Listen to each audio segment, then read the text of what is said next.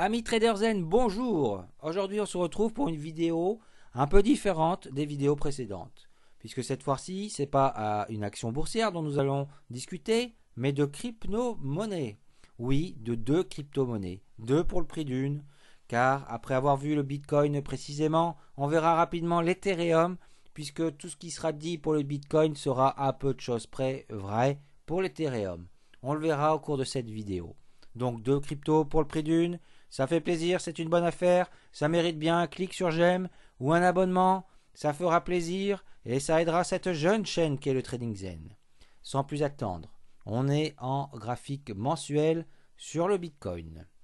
On voit évidemment la croissance insolente de Bitcoin depuis sa naissance. On peut regarder rapidement, ça fait toujours plaisir. Si je prends un point au hasard en 2016 et on voit qu'on est monté de 16 000%. Bref, une croissance insolente qui fait qu'on peut bien s'intéresser à lui. On va s'intéresser à ce qui se passe plutôt sur les derniers mois, sur la dernière année. On aurait fait cette vidéo au mois de mai-juin, on aurait dit oula, Bitcoin est en train de se dégonfler, c'est une énorme bulle qui se dégonfle. Fuyons, fuyons tant qu'il est encore temps. Mais le Bitcoin a pris certains revers ici, puisque le Bitcoin est remonté pour refaire des plus hauts historiques, et de ces plus hauts historiques, il est à nouveau redescendu, prenant encore un certain nombre de personnes à revers certainement. Oui, ce Bitcoin est fougueux et difficile à dompter. La M20 est croissante, et elle a peut-être stoppé la baisse du Bitcoin. Momentanément ou pas, on peut se poser la question. En tout cas, les indices se dégradent tout doucement, puisqu'on voit que le RSI, bien que toujours en territoire positif, on va dire, au-dessus des 50, n'est pas fortement dégradé. Par contre, le MACD a croisé à la baisse sa ligne de signal et semble vouloir se diriger un petit peu vers le sud. Quant au stochastique, lui aussi se dirige gentiment vers le sud. Pas grand chose à dire au niveau des indicateurs, si ce n'est que ça se dégrade doucement. Donc c'est plutôt au niveau graphique qu'on va essayer de trouver quelque chose. Voilà. Bon bah écoutez, on va pas dire plus sur le mensuel. On passe en semainier. En semainier, ça va être un peu plus intéressant. Et on va parler, une fois n'est pas coutume, on va pas tracer les droites tout de suite, on va parler Fibonacci. Les niveaux de Fibonacci. Premier niveau de Fibonacci, je vais les tracer en partant par exemple voilà, de ce plus bas avant qu'on ait atteint la hausse. Et on a atteint dans un premier temps ce niveau, hop, si à peu près aux 65 000. Je prends le plus haut qui est là. Qu'est-ce qu'on voit? On voit que le cours, les 50% ont parfaitement joué. Bon, il y a eu un premier retracement à 23,6, ça a rebondi à 23,6. Bref, on s'en occupe pas, c'est descendu. Et les 50% qui sont bien sûr un niveau très important, des niveaux de Fibonacci très important, a lui complètement stoppé les cours. On voit qu'il les a bien supportés pendant plusieurs semaines, jusqu'à ce que finalement ça craque un petit peu. Et une fois que ça a craqué, que ça a clairement clôturé en dessous des 50, et ben on est parti à la hausse. Mais alors, sur quoi est-ce que ça a bien pu rebondir?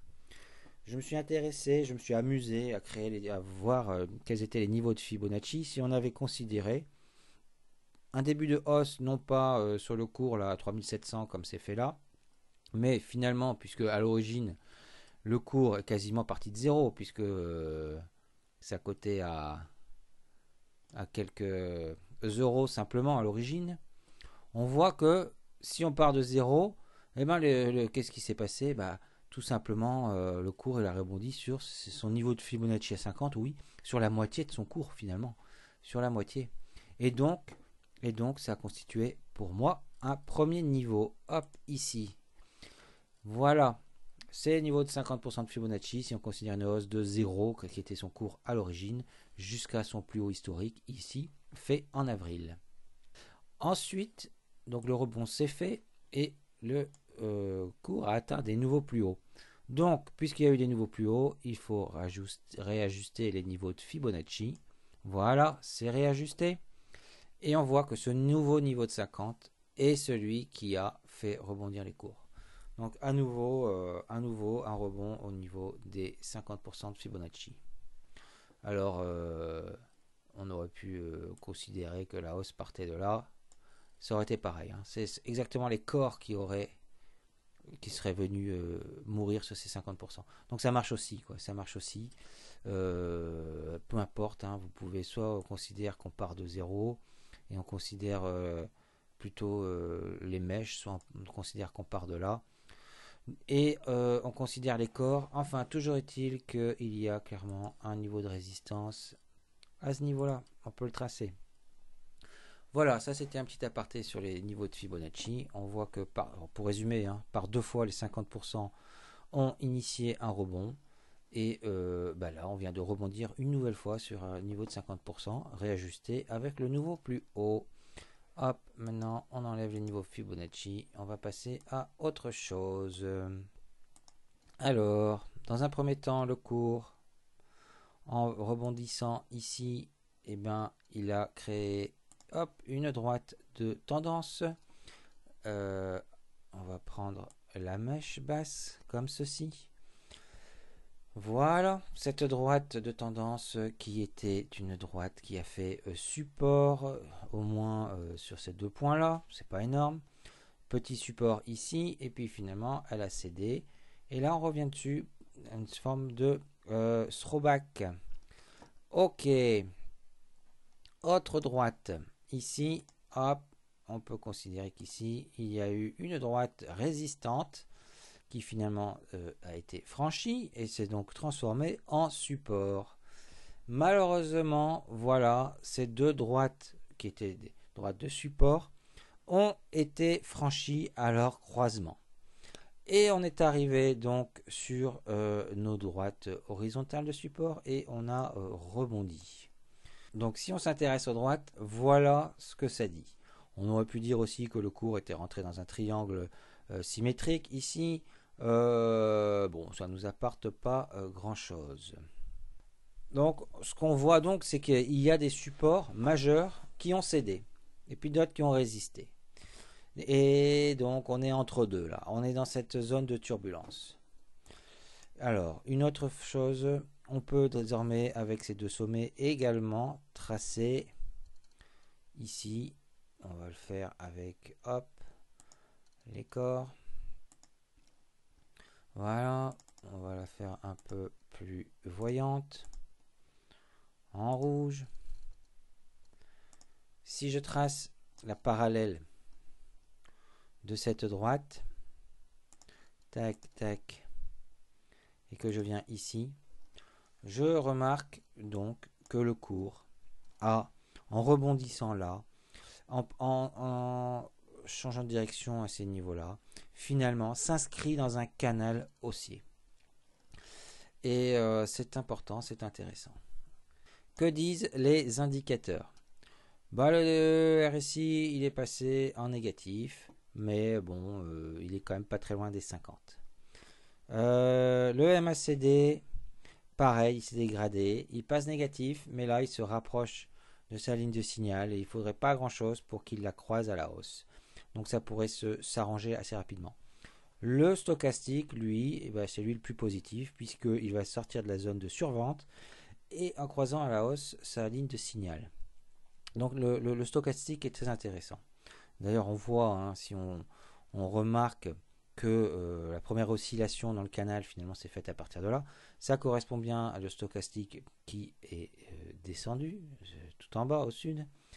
Et quand il a repris la hausse, on a bien initié la deuxième oscillation.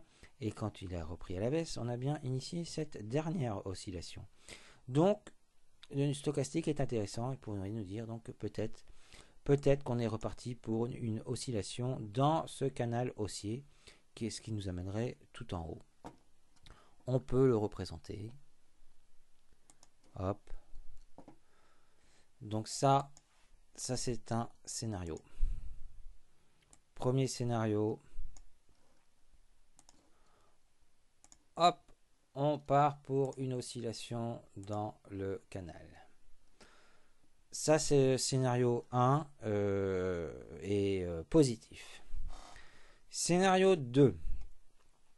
Scénario 2, il est à peu près aussi positif. Seulement, on va dire que il y a quand même, il peut y avoir un peu plus de turbulence. On peut revenir en bas du canal. On peut revenir sur ces horizontales supports dans un premier temps, avant d'ensuite reprendre l'ascension vers hop, le haut du canal. Ça, voilà, ça pour moi c'est c'est le scénario numéro 2. Scénario numéro 3, qui lui par contre est beaucoup plus négatif, c'est de considérer qu'on a un double top. La ligne de coup du double top, elle se situe, c'est une de ces droites, soit l'oblique, soit l'horizontale. On a rebondi dessus parce qu'on ne l'a pas cassé directement, mais que, puisque c'est un double top, nous allons nous diriger vers le sud. Ça, c'est quand même aussi un scénario envisagé. Parce que c'est ce que nous dit. Quand on dit que nous dit l'analyse graphique et chartiste, bon, il n'y a pas de réponse claire et nette. Il y a que c'est un double top. Un double top, quand il y a un double top, on casse la ligne de coup et on redescend. À peu près de la même amplitude que le top. Donc ça nous amènerait vers des niveaux, ça serait cohérent avec les niveaux précédents. Hein. Ça pourrait nous amener ici. Ah, donc bon, c'est peut-être pas ce que vous souhaitez. Moi non plus. Et l'autre scénario, il est plus positif en effet. C'est l'oscillation dans le canal. Voilà pour ce qu'on peut dire du Bitcoin. Maintenant, oui, l'Ethereum. L'Ethereum, tout est tracé, si je ne me trompe pas. Oui, tout est tracé. L'Ethereum, c'est pareil. Donc, je vous ai tracé ici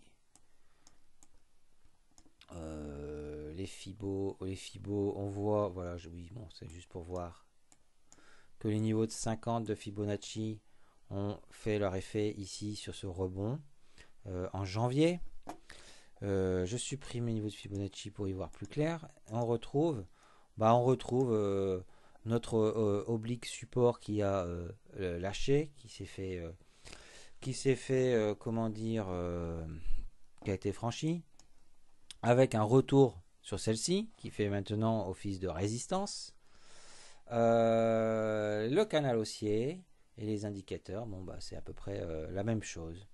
Un peu mieux le MACD là sur l'Ethereum, le stochastique pareil. Donc on voit quand même qu'ici le double top il est quand même moins prononcé et on plus peut-être privilégier le canal. Bon, moi personnellement je privilégie plus le canal sur le Bitcoin. Hop. Si on privilégie le canal, allons encore plus loin, des projections encore plus lointaines. Tac tac. Si on revient en haut du canal, quelle sera la suite? La suite, c'est que finalement, tac, si je dessine ce petit segment, un autre petit segment ici, et qu'on remonte, hop, si on remonte comme ça en haut du canal, à ce moment-là, quand on y sera, on refera une nouvelle vidéo, et on pourra se poser la question, est-ce qu'on va faire un triple top pour redescendre en bas du canal, ou est-ce que finalement ce qu'on représente là est un fanion, c'est-à-dire que une petite zone de consolidation au sein d'une hausse qui amènerait le Bitcoin sur des niveaux beaucoup plus hauts. C'est-à-dire que là, si l'eau du canal était cassée, effectivement, on irait beaucoup plus haut et on irait à 140 000. Voilà, ça, le chartisme peut nous le dire aussi. Voilà. Est-ce que j'ai dit tout ce que j'avais à dire? Oui, voilà, si ce n'est que après pour mettre en pratique, moi, pour rentrer là sur le Bitcoin, alors attention, hein, je ne sais pas des conseils boursiers, je ne suis pas un professionnel, hein, prenez ça plutôt pour une vidéo, alors peut-être pas ludique, mais peut-être de formation, mais pas des conseils boursiers, je ne suis pas professionnel. Est-ce que je rentrerai sur ces niveaux-là? Hop, voilà les différents scénarios, puisque là on est dans le rouge, la droite oblique bleue a rejeté les cours. On peut peut-être attendre d'être sur les 38 000 pour rentrer, par exemple. Ou alors attendre que l'oblique soit franchement cassé pour rentrer. Mais rentrer sur les niveaux ci là maintenant, c'est peut-être pas pertinent. Il risque encore d'y avoir un peu de fluctuation. Donc si elle casse l'oblique, il sera encore temps de rentrer. Il y aura moins d'amplitude à gagner, c'est sûr, mais on aura de plus grandes probabilités que la hausse se fasse.